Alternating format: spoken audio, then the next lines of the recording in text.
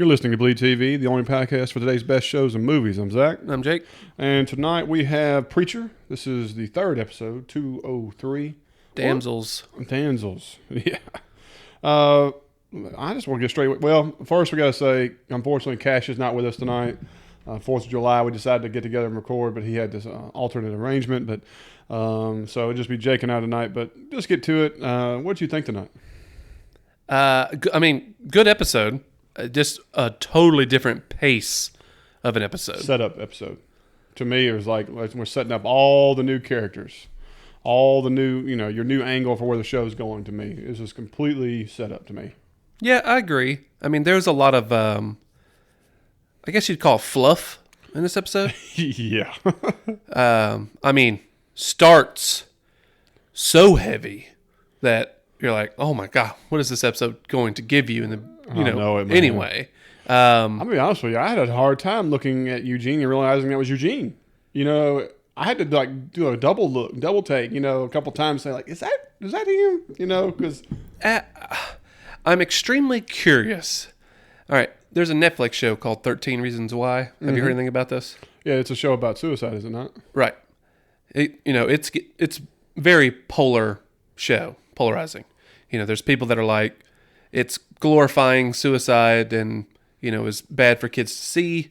And then the other people are like, this is exactly how kids should learn and understand suicide and understand, the consequences of your actions and blah, blah, blah. Right? Right. That show was super polarizing. I am super curious if there's going to be some articles, I know there will be, about this opening scene.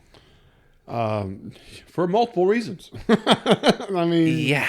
It's one thing to see a suicide scene, basically, which, don't get me wrong, technically it's not a suicide scene because neither one of them are dead. They're both attempted suicides. Yes. So you can say that, but, that's splitting hairs. But it's one thing that, like I was going to say, just see it one time and get that shock and awe. It's another to watch it 27 times in a row. Oh, and then a freeze frame at the very end of it where it's splashing against the camera. Yes. No, but my thing is, they did a strange thing. They made the girl character not a good person. She's not. No. She was, talking about the girl that was cheating with. She's a 5. She's a 5. Yeah. You know what I mean? And then as soon as Eugene's like, maybe, she's like, ew. You know what I mean? Disgusted by that idea. Yeah. So she's like a user and, completely fake. That's just what it is. I work with high school students, and I can tell you that, I know a few students like this, and everything is about what people see and judge of them, not what they value. And no. It's what they judge and how they'll be judged. That's it. Yeah, that's a good way to put it, yes. But they care more about what people will say or think of them than anything else. Insecurity is through the roof. But I think we all kind of called it that as soon as I saw him ride up on the bike without a hole in his face, that there was definitely the fact that he was reliving this day constantly. Yeah, we were getting the Saint of Killers, Cowboys, the repeating action. It feels like the Saint of Killers is in a little bit different scenario. Yeah, because the difference is that we felt like we were with him the whole time. When we were watching this, you felt like you were watching a video. Like they had the freeze frames and the start over, rewinds, like the film's being reset to start over. Yeah. It was a completely different characteristic of the situation. Yeah, I think the Saint of Killers is legitimately Groundhog Daying his worst day. Exactly. I feel like we realize with Arseface or Eugene, he is basically in a virtual reality having to watch his worst day every day, constantly. Right. Like listeners, I told y'all, I went ahead and purchased the first couple graphic novels just to kind of get a comparison for the show. And I don't like to feed information of where I think the show's going, but I do like to compare and contrast what's happened.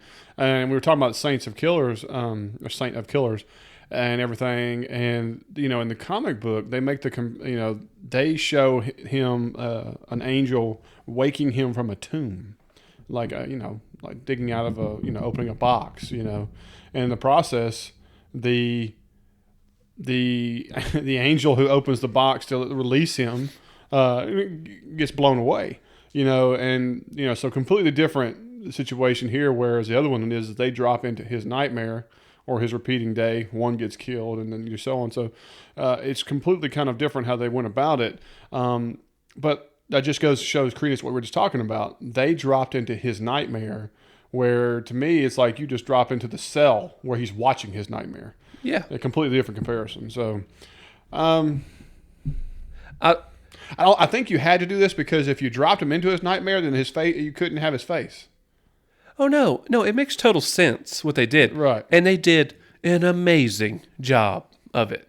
I gotta be honest, I'm a huge gore fan and stuff like that. I love that type of stuff.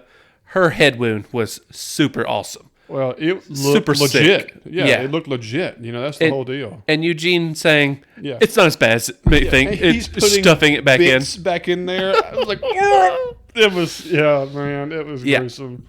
I was actually surprised they didn't show Eugene's. Because it's a little bit harder to understand how Eugene survived. Well, here's the other thing with that.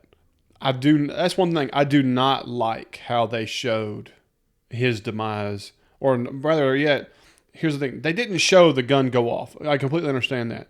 But the reality of it is from where he put that gun on the ground to shoot up, I just don't see how it's possible for him to just blow only his mouth away and his face.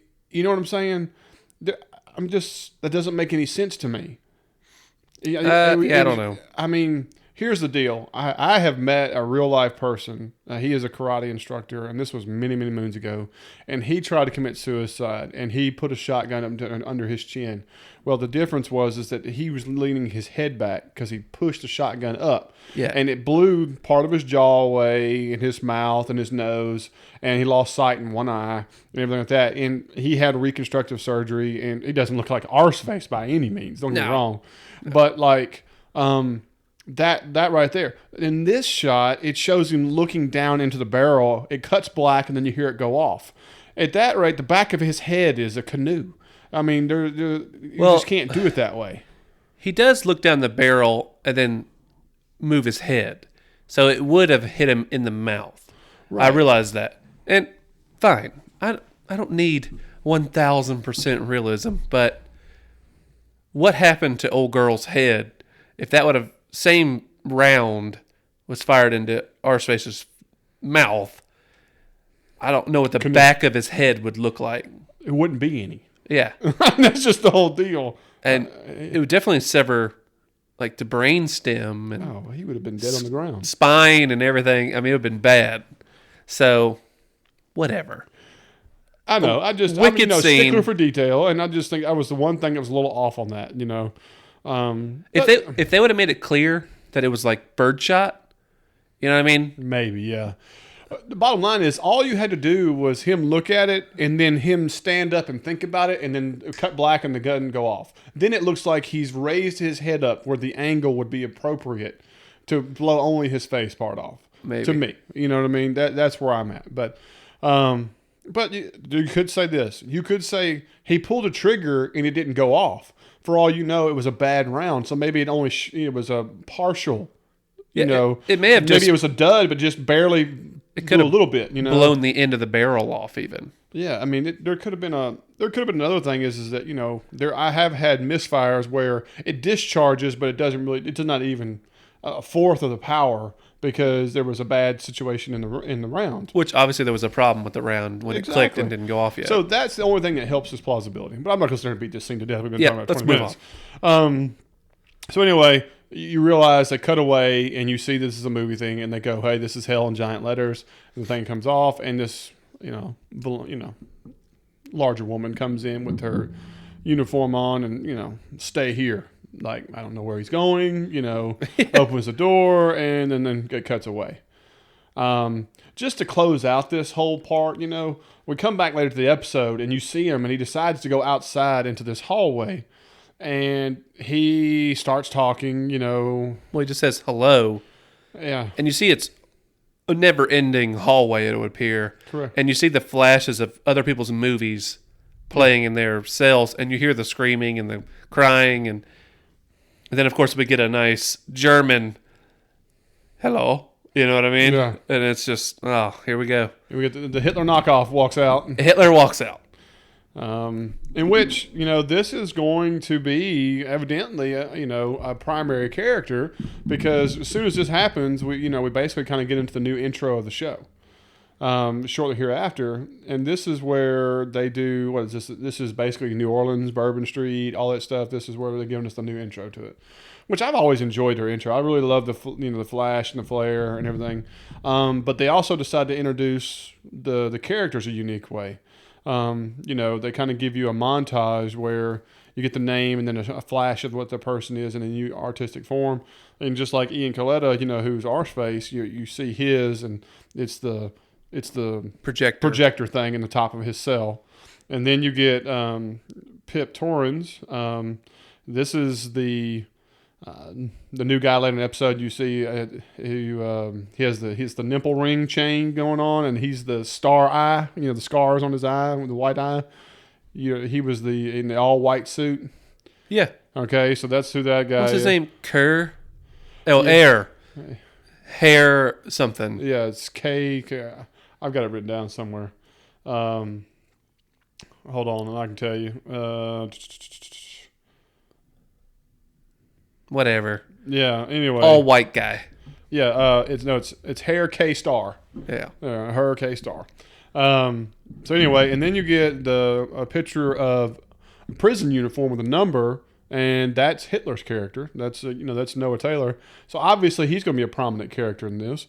And then of course you get Julianne Emery, which is the singer, from the Dive. So and then of course goes to your your directors and creators and all that stuff. So cool intro. I liked how they changed it up and shook it up a little bit. And then it just dives right back into the episode, and you get Jesse Cassidy and Tulip driving down the road headed to New Orleans, and have a pretty peculiar conversation.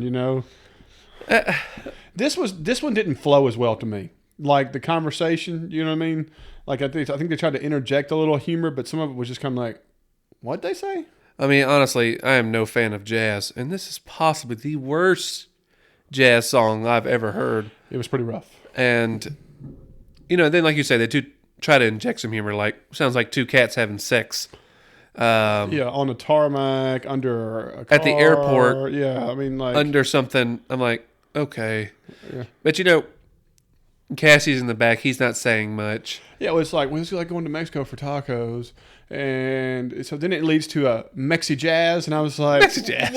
Where are we going with all this? I know she's trying to get out of going to New Orleans. Yeah. And they've already let you into the whole, Victor and, all that stuff. And so, I don't know, this, for all the car scenes we've had in the past and all the interjections of, conversations, this was one of the weakest ones we've had yet. Oh, yeah. But I don't know that there was much to talk about. Right. So they get down to NOLA, and of course they pop the question, where we start, and he's like, well, there's 186 of these things, might as well start here, And what are the odds they pick the bar? He goes, we want to see God, and he goes, all three of you? Yeah. I knew this was going to lead something. Yeah. Just terribly perverted. But apparently they may have chosen correctly. They keep throwing the little hints at you. They do. That the rubber dog suit, somebody's inside of that, and possibly God. Yeah, it's just, this whole situation was very, when you come out and there's a guy with a chain, bouncer. Then he walks you down there and you got another guy with you the whole way. And then you meet old grandpa. It just looks like sweet, innocent, the deacon at your church grandpa. And he pulls up, knocks the curtain back and pulls up chew toys. And then there's just full-size guy in a rubber suit that looks like a Dalmatian and a woman holding a leash. And those were not chew toys. Those were vibrators and dildos. Oh, okay. Well, they look like the knobby ones. Like I used to have a dog. We used to have stuff like that. Yep, there's some knobby ones out there. So but I do like the callback, all three of you? And then Cassidy gets down, all three of us. Yeah. You got 1,800 to watch, $4,000 to play with, and 12,000 for doggy style. Yeah. And Cassidy starts trying to dig dig in into his his shorts pocket. and pulls out a wad of dirty cash. He's like, "What are you doing? This is not what I wanted." Paying the man his money. This is not what we wanted. We were looking for God. Possibly the funniest scene of the episode, though. It was pretty good. Yeah. I mean, and Because we talked about this before the podcast. There is not a lot to talk about this episode. there really isn't. I mean, after we talk about this, it's a montage of Jesse going bar to bar, bar to bar. There's a couple little things in there. Him smashing the drink up against the guy's face. Yeah. Another clue. The girl's like, Yeah. if you want to see God, go see the dog suit guy. You know what I mean? And Tulip wants to go back to the hotel or go to somewhere to stay. I mean, that's all. Yeah, I mean, other than, and we'll dive into a few parts of this. Let me go back to that dog for a second. Do you feel like, you say grrr, and then, and they leave, but then they slow-mo and freeze frame on him and give you a good eye, visual of his eye. Yeah. I do believe there's more to that. I think we're going to get more, definitely for sure. But like you said, you leave, they part ways. I don't feel good. I'm going back to here. Cassie goes, I'm going to go with her. Takes her to the French guy's house. Dennis. That's speaking English. And he lets him into this enormous place, This was a hotel. Yeah, a very old, It's an old, coastal mansion that has been changed into his house, I guess. Yeah. I don't know, but it's awesome. It was. It was neat. I got you some M&Ms. I know they're your favorite. It was a half-eaten bag with a twisted end. I know you like the ones with the M&Ms in them, or the peanuts in them. I was like, wow. I thought the same thing. I was like, it's twisted. Yes. He ate half of them. Yeah. I don't know where that's going. I don't either, because he's a prominent actor. So, I mean, I really don't know. That's another introduction of a character that somehow he's got to have probative value in the show. So I'm very curious to see where that goes. I'm hoping it's another vampire. So I'm with you. They go way back. I'm like, surely they mean like way, way back. I would hope so. Yeah. I would hope. I hope there's more to it. And like you said, finish that storyline out. Tulip decides that she's getting stir crazy, wants to leave. She's I'm going to get smoked, which we know, something off of that. She walks down there, goes into a laundromat, swaps 100 for a 5 with a guy just to get coins, and in the process, there's 8 hefty dudes in a phone call saying we got her. 8 heavies. Yes, there's no doubt. And so obviously we're going to get the Victor storyline for the next episode, that's fine. And then that's kind of the end for Cassidy and Tulip in the episode, really. Yeah, definitely. And so like I said earlier, Jesse kind of bounces from bar to bar, gets made fun of. You're an idiot. He slides a glass, hits a guy in the head, until he finally meets a bartender who tells him, hey, you need to go see the singer at this dive. And so he goes to listen to her, and there's this awkward bar scene, and this guy. You talking about with the super jazz fan? Yeah, the singer. Yeah, I know, but don't forget the jazz fan. Oh yeah, I know. Oh, that's at the very end. That's a deep cut, man. No, that's the beginning of it. They don't. Yeah, she sings first. That's Oh, you're right. This is a totally different bar. Totally different bar. You're right. Yeah, you're right. And so he's hitting on the girl, and she's like, what's the capital of Florida? And he's like, Tallahassee. And he goes, oh, you were so close, Yeah. and he bails. So I'm sitting there, I'm scratching my head going, I taught geography, and damn it, that's Tallahassee. What the heck, We lived in Tallahassee. I'm quite positive that's the capital. And so I loved her little quip of, well, he wasn't confident, Yeah, he wasn't sure. Which is perfect answer. That was really good. Yeah. And so Jesse warms up to her, and she's like, well, when you clean yourself off, meet me outside. And she dumps the drink on him. This was pretty solid. Yeah. And so where was he waiting? Because he wasn't outside. Or was he in the restroom cleaning up? I'm not sure. Because there was bars on the window so he could see out. So I don't know. It was like a screen door, I felt like. I don't know. Because, he had to go through an interior door to go back out to get outside. He couldn't go right through that door. Yeah, I don't know. I don't know. So anyway, he gets out, and she gets out in the taxi, and he walks outside, and of course you hear the taxi and runs into this van. And we had the whole kidnap scene. We got, five guys? 4 dudes. Let me just tell you, the most thing that just blew me away, all white on white suits, white ski masks, and everything else, And one guy that cartwheels a lot, cartwheel kicks constantly. Yes. He never lands a single one of them, but he does it constantly. He takes a pipe to the back. That would hurt a lot. Yes. No, they had that whip out nightstick, and even Jesse got hit once or twice. To me, no, the big dude had a lead pipe. Yeah, I know they had big weapons. Another guy had, you're right, a baton. Yeah. And oh my God, though, when he grabs one dude, he gets hit with it. And he pulls the other guy's arm, and he takes the shot in his arm. Yeah. It's like, oh, that hurts so bad. But I like these fight scenes because they kind of remind me like John Wick. All right. Yes. There's no sped up camera. They're not making him where he's just some, Steven Seagal type character. Well, he actually gets hit a little bit. Like, he got knocked down. He did take one hit.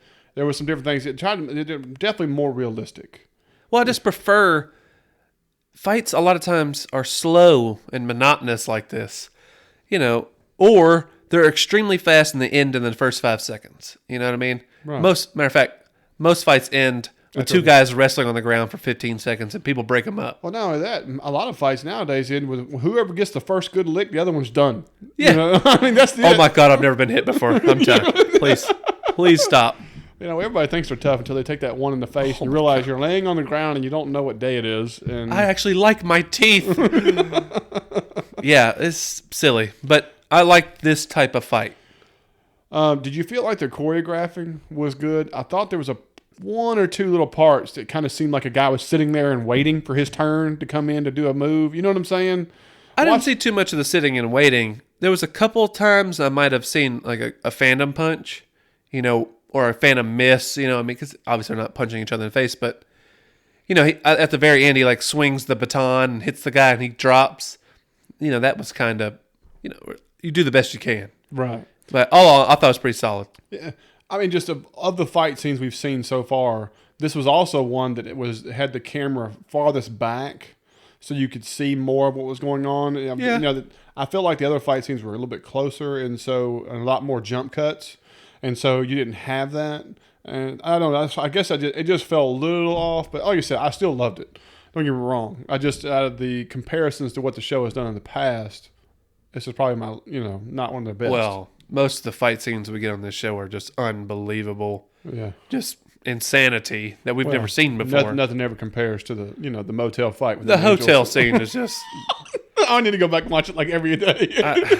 On repeat. It's ridiculous. Yes, there's no doubt.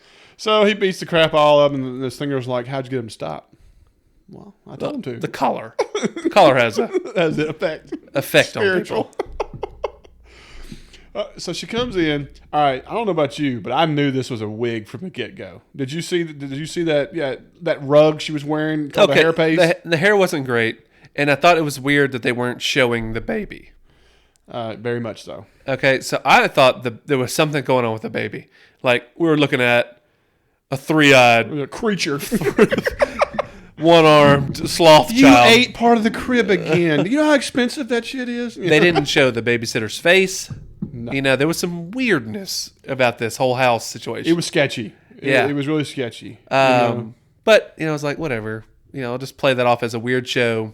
That's the whole thing. Like, it was sending red flags, but not to the point of I was thinking what we got revealed. No, not at all. That was a real kind of a shock to me, was her and the bartender being in an all-white suit and getting into the van and just chunking this fake baby over and give me a real job. And no, next time, give me a damn dog. Yeah. Not a baby. Yeah. And kick it up to Samson level. Yeah, Samson level. So biblical name there. Yes, I'm assuming this is Air, whatever his name is. Kerr Star or whatever. Yeah, Kerr Star. Yeah. So no, it's Hair, Herr. I know, that's what I was saying. Yeah, Hair Star, and we're just gonna call him Star. We'll just call him fucked up eye white guy. All right, check. and so you get that reveal, which that was a pleasant surprise for me. I mean, usually I can pick up on some of that stuff a little bit quicker than that, and for that to be a complete, hoax, this, that, or so on, it's pretty darn good. But like I said, Jesse visits a few more places and then ends up at this one dive, and he's sitting at a table next to this, heavy set fellow with a long ZZ Top beard. And he's like, man, it's a deep cut, man. It's a deep cut, and I mean, just so into it. yes. So into it. And so he makes a request, and it's that song we didn't really care for in the car. To the Peak. And so the guy starts playing it, and when the song starts, it was strong. It gets bad fast. Boy, does it. I mean, like, they really just need to leave the piano guy. Let's let him do his own thing. Because as soon as the other stuff came in there, and I was like, oh, there's no way that this is a legitimately popular, real song, is it? Well, the album cover said 14 song, 14 songs you've never heard of that you should love. Exactly. And so I guess this is like, you got to be from the area to know, This is bad. And so the song goes on. He's like, I'm still trying to figure out what it means. And he goes, you feel it. It's about what you feel. And he goes, it's about being at the end, or was it? I forget. It says the end of the world. Yeah, end of the world in quotation. Yeah. That's what I put on here. And I was like, oh no. That track is 18 karat, man. You feel it? Yeah. I wrote that in my notes. I was like, this track is fool's gold. Yeah. Man, I love this guy. He was well written. He's cool. Yeah. You know what I mean? But I was just like, there are some characters like that out there. Right. Right. There's no doubt. But I feel like he's a plant too. I feel like. I don't know. I think it was just somebody where he's getting little tidbits of information to help him understand what and why he's doing what he's doing.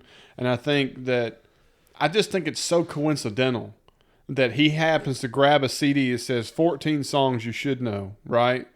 And then he makes a request to hear it, and there happens to be a guy there who gives him what that song means, and somehow that matters. What are the odds that you pick up that album, you make a request next to a guy who knows what it means, and then it all relates to what the whole reason is you're down there? Yeah, I don't know. You know what I mean? That's a bridge and way on out there, friend. This whole show is a bridge way the hell out there. All right, let's talk about some details. All right, when they said, the girl said dropped up to Samson level, and as we're guessing this guy's star is part of the Samson level, okay? Well, his file, Jesse Custard, gets put on a stack on this guy's desk, but there is one file above it, and it has word pig and only pig. Interesting.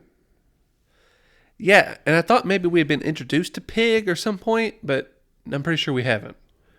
So I don't know what that's going to lead to. Okay. All right. There was a scene in the episode where Jesse walks up to a side of a building and there's a poster, and it's called Angelville.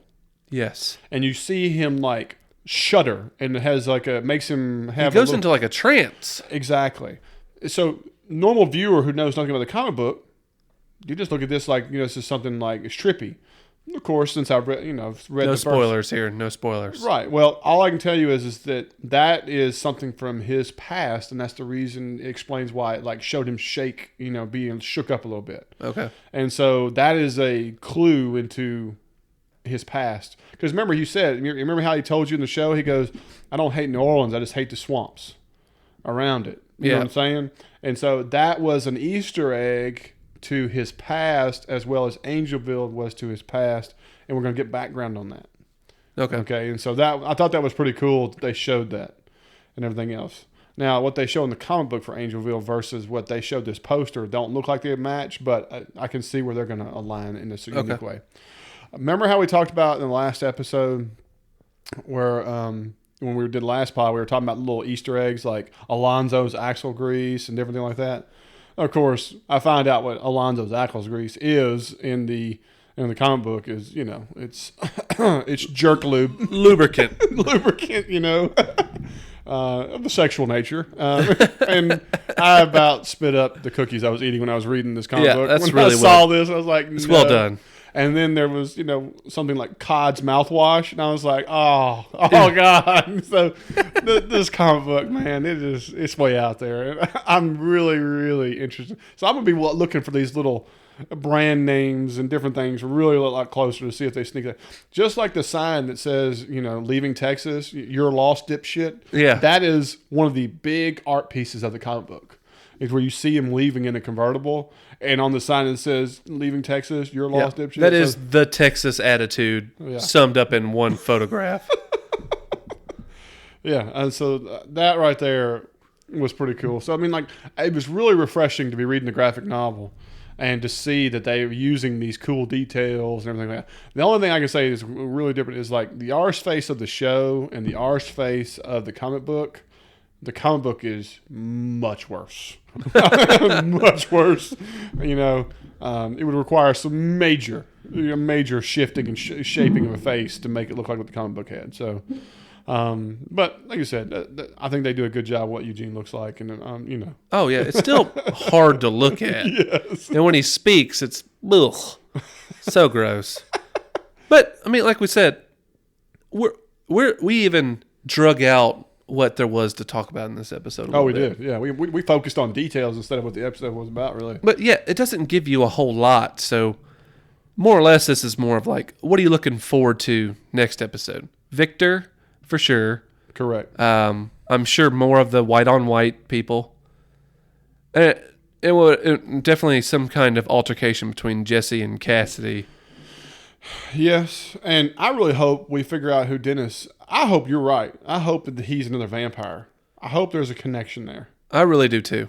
I mean, he speaks French. That might seem out of place, but not in New Orleans. That's tons of French down there. So, I don't know. I don't know either. To be honest with you, how much time did they give themselves for the cowboy to make it down to New Orleans? Because he knows where he's going. You know what I mean? So how much time do we have? Because, I mean, realistically, they've been there less than 24 hours based on this episode. But they've introduced a lot. A lot. So you don't feel like what they can do is keep this constant. Where the episode ends, it like picks right up 5 minutes later. You know what I mean? Oh, yeah. Based on the preview, I fully expect that. It has to be the same night, the same early morning. You know what I mean? Otherwise, he's showing up and he's greasing anything and everything, yeah. Everybody in sight. So you got to assume that, they introduced a lot, but some of these characters, like the all-white people, they don't have to be just in New Orleans. They could be everywhere. Right. You know what I mean? Victor's crew, we found one in Vegas. You know what I'm saying? So that could be further out. I have a feeling like while they're on the road, this season, they're going to have all kinds of people chasing them. You know what I'm saying? Oh, yeah. So, but I agree with you. If they take too much time from the cowboy reaching there, I'll call BS. I will too. And be honest with you, I don't see how they can stay in New Orleans very long because to have such a highly populated area and him come in there and grease anything that moves.